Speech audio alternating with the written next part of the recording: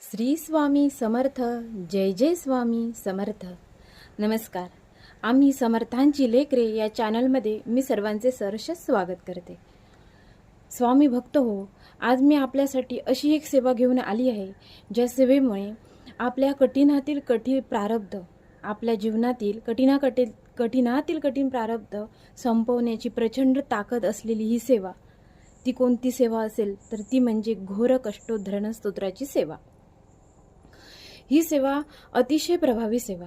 तुमची कुठलीही समस्या असू दे, भूतबाधा असू दे, कर्णीबाधा असू दे, प्रेतबाधा असू दे, बाहेरून सोडलेली कुठलीही जादूटोणा किंवा तंत्रमंत्र, कुठल्याही प्रकारचा त्रास असू दे, यावर अत्यंत प्रभावी अशी सेवा म्हणजे घोर कष्टोद्धरण स्तोत्राची सेवा. तर येत्या 15 तारीखपासून आपल्या टेंबे स्वामी यांची पुण्यतिथी आहे.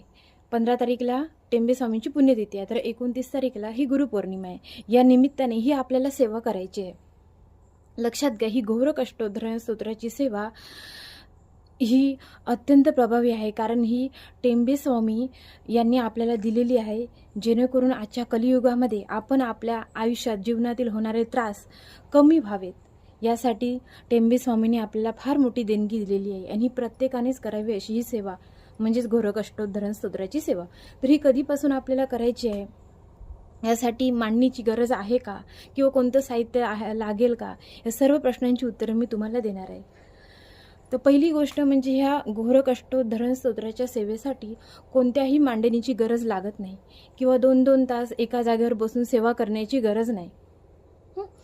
कुठल्याही मांडणीची गरज किंवा मांडणीच्या व्यतिरिक्त कोणते साहित्य जास्त लागत नाही, आपला वेळ जास्त लागत नाही.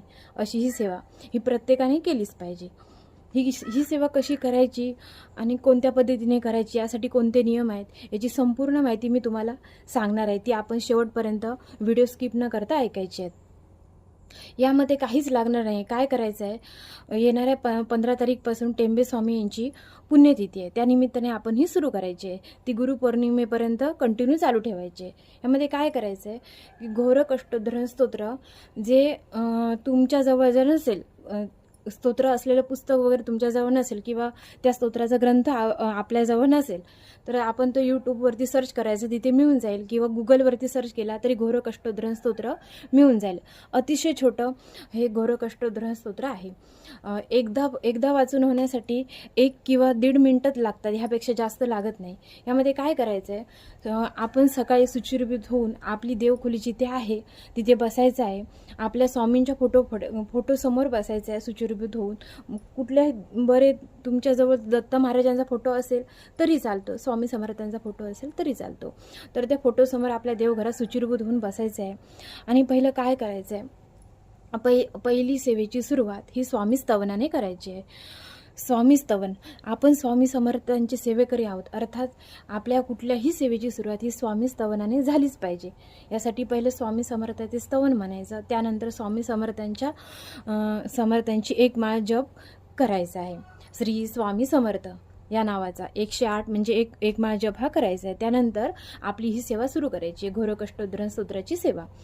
यामध्ये काय करायचं आहे, ही घोर कष्टोद्धरण स्तोत्र हे कमीत कमी 11 वेळा किंवा यापेक्षा जास्त 21 वेळा आपण एका बैठकीत म्हणायचं आहे. कमीत कमी 11 वेळा हे स्तोत्र म्हणायचंच आहे. खूप मोठं नाही, अतिशय छोटं आहे. ह्याची सुरुवात कुठून होते तर सांगते, श्रीपाद श्रीवल्लभ त्वं सदैव श्रीदत्तास्मा पाहि देवादिदेव भावग्राह्य क्लेशहारिंस्तु कीर्ते घोरात कष्टादुद्धरास्मा नमस्ते. अशी ह्या स्तोत्राची सुरुवात आहे. इथून सुरुवात करायची आहे. तर त्याच्या शेवट हा श्रीपाद श्रीवल्लभ श्री गुरुदेव दत्त इथपर्यंत म्हणायचं आहे. 1 किंवा 1.5 मिनिटात एकदा म्हणून होतो. जर तुम्ही नवीनच असाल तर 11 वेळा हे स्तोत्र म्हणण्यासाठी अर्धा तास जाईल, किंवा 21 वेळा स्तोत्र म्हणण्यासाठी नवीनच असाल तर अर्धा तास जाईल, किंवा जास्तीत जास्त पाऊण तास जाईल. ह्याच्यापेक्षा जास्त ह्या स्तोत्राला वेळ लागत नाही.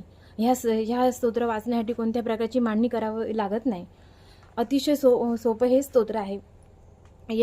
फक्त आपण एकच गोष्ट करायची आहे की आपण ज्यावेळी ह्या स्तोत्र पठण करण्यासाठी बसतो त्यावेळी काय होतं की आपण मोजतो, वाचन करत असताना मोजतो किती वेळा झालं ते. 11 वेळा करायचं असेल तर 11 वेळा आपण मोजतो, पण मोजता मोजता काय होतं की आपण किती स्तोत्र पाठ केली, किती वेळा पाठ केलं हे विसरून जातो. मग त्यासाठी मी तुम्हाला एक उपाय सांगेन की काय करायचं की जर तुम्ही 11 वेळा स्तोत्र म्हणणार आहात तर त्यासाठी 1 रुपयाची 11 नाणी एका वाटीत घ्यायची आहेत. नाणी म्हणजे रुपयाची चिल्लर. 1 रुपयाची चिल्लर 11 नाणी आपण एका वाटीत घ्यायची आहेत. आणि काय करायचं, एक नाणं आतमध्ये टाकायचं वाटीत आणि एकदा स्तोत्र पठण करायचं आहे. परत दुसरं नाणं टाकायचं आहे आणि परत दुसऱ्या वेळी स्तोत्र पठण करायचं आहे. असं प्रत्येक वेळी एक नाणं टाकायचं आहे आणि 11 वेळा स्तोत्र हे पठण करायचे. कमीत कमी 11 वेळा. तुम्ही जास्तीत जास्त करू शकता, 51 वेळा पण करू शकता, 21 वेळा पण करू शकता, पण कमीत कमी 11 वेळा हे केलंच पाहिजे. मग अशा पद्धतीने आपण घोरकष्टोद्धरण स्तोत्राची ही सेवा आपण करू शकतो. तुमच्याजवळ ते नसेल तर तुम्ही ते मिळवा. गुगल ॲपवरती भेटेल, यूट्यूबवरतीही तुम्हाला सहज मिळून जाईल. ही घोरकष्टोद्धरण स्तोत्राची ही सेवा प्रत्येक स्वामी भक्तांनीही केलीच पाहिजे. कारण आपल्या जीवनात अनेक कष्ट असतात, अनेक त्रास असतात, असाध्य रोग, असाध्य आजार, जे बरेच औषधं करून दवाखाने फिरूनही त्यावर प्रभाव पडत नसतो. कारण त्याला बाहेरची पण कारणं असतात, बाहेरच्या बाधा असतात. त्यामुळे हे प्रश्न आपले सुटत नाहीत. हे आजार, आपले रोग, आपल्याला खूप त्रास होतात, परंतु आजार रोग हे जात नाही. त्यावर हे अत्यंत प्रभावी असे स्तोत्र आहे. काही स्त्रिया किंवा काही मुलं ही खूप घाबरतात, रात्रीची घाबरतात, एकटी राहायला बघत नाहीत किंवा रात्रीची भीती वाटते, दचकून जागे होणे, यावरती हे अत्यंत असे प्रभावकारी घोरकष्टोद्धरण स्तोत्र आहे. तसेच या स्तोत्राचा उपयोग म्हणजे आर्थिकदृष्ट्या जर आपलं कोणी बंधन केलं असेल, हे बघा पैशावर सुद्धा बंधन करतात आणि बंधन करणारे हे आपलेच लोक असतात. त्यासाठी आर्थिक बंधन केलं असेल, कोणी बुद्धिबंधन केलं असेल, तर यावरती अत्यंत प्रभावी असं हे स्तोत्र आहे, जे घोरकष्टोद्धरण स्तोत्र. यासाठी कोणत्याही प्रकारची मोठी मांडणी करावी लागत नाही किंवा 3-3 तास 4-4 तास एका जागेवर बसून ही सेवा करावी लागत नाही. फक्त अर्धा तास किंवा जास्तीत जास्त पाऊण तास यासाठी आपण द्यायचं आहे. आणि टेंबे स्वामींच्या पुण्यतिथीपासून ते गुरुपौर्णिमेपर्यंत ही सेवा करायची आहे. ही घोरकष्टोद्धरण स्तोत्र हे टेंबे स्वामींनी आपल्याला दिलेली फार मोठी देणगी आहे, खूप मोठी देणगी आहे. आजही अनेक ठिकाणी दरबार भरतात, स्वामी समर्थ केंद्रांमध्ये विविध ठिकाणी दरबार भरतात. त्यामध्ये बऱ्याच समस्यांवर, खास करून भूतबाधा, प्रेतबाधा या समस्यांवर हा उपाय दिला जातो. ही सेवा दिलीच जाते घोरकष्टोद्धरण स्तोत्राची. यासाठी ही प्रत्येकाने आपल्या घरात केलीच पाहिजे. कुठलीही सेवा आपण केली तर त्याचा कधी तोटा होत नाही, हा फायदाच होतो. फक्त ह्या सेवेसाठी नियम कोणते आहेत, तर नियम आहे की ही सेवा जेव्हापासून आपण करणार आहोत ती पूर्ण होईपर्यंत, म्हणजे टेंबे स्वामींच्या पुण्यतिथीपासून ते गुरुपौर्णिमेपर्यंत 15 दिवसाचा कालावधी आहे. या 15 दिवसामध्ये ही सेवा चालू असताना पहिला नियम म्हणजे ह्याला नॉनव्हेज वर्ज्य करायचं आहे. शाकाहार पूर्णपणे मांसाहार पूर्ण वर्ज्य करायचा आहे. मांसाहार करायचं नाही, पहिली गोष्ट. आणि दुसरं, ब्रह्मचर्याचे पालन करायचे आहे. 2च नियम आहेत. जर आपण ही संकल्पयुक्त सेवा करत असू तर 2च नियम आहेत, ब्रह्मचर्याचे पालन करायचे आणि शाकाहार करायचं नाही आहे. संकल्प कसा करावा हे तुम्हाला माहीतच असेल, तरीसुद्धा मी सांगते. जर तुम्हाला संकल्पयुक्त सेवा करायची आहे 15 दिवसाची, तर संकल्प करताना काय करायचं आहे, देवघरासमोर ज्या दिवशी तुम्ही सेवेला सुरुवात करा त्या दिवशी देवघरासमोर बसायचं आहे.